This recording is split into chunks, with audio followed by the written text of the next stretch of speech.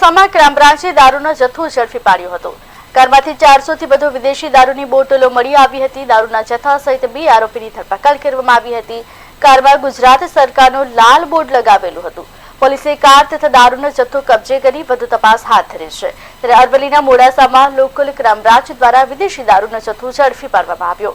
બાતમીના આધારે crime બ્રાન્ચે Bolero કારની તપાસ કરતા 400 થી વધુ વિદેશી દારૂની બોટલો મળી આવી હતી। ક્રાઇમ બ્રાન્ચે દારૂના જથ્થા સહિત 2 આરોપીની ધરપકડ કરી વધુ તપાસ હાથ ધરી। ઉલ્લેખનીય છે, કારમાં ગુજરાત સરકારનું લાલ બોર્ડ લગાવેલું હતું। કાર સરકારી કચેરીમાં કોન્ટ્રાક્ટરમાં ઉપયોગ લેવાય છે કે કેમ તે તપાસનો વિષય છે।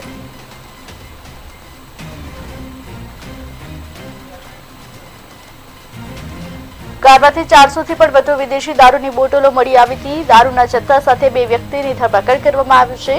દારૂનો જથ્થો પણ જોકે જપ્ત કરી આગળની કાર્યવાહી હાથ ધરી છે।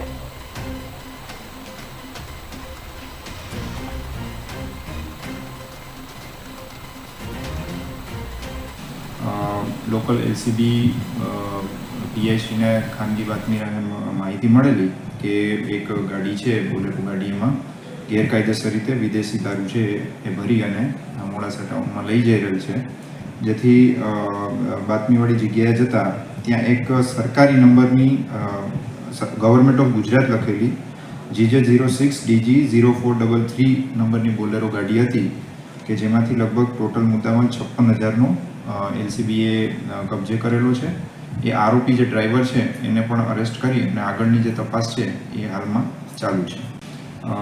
લોકલ એલસીબી પીઆઈસીને ખાનગી બાતમી માહિતી મળેલી કે એક ગાડી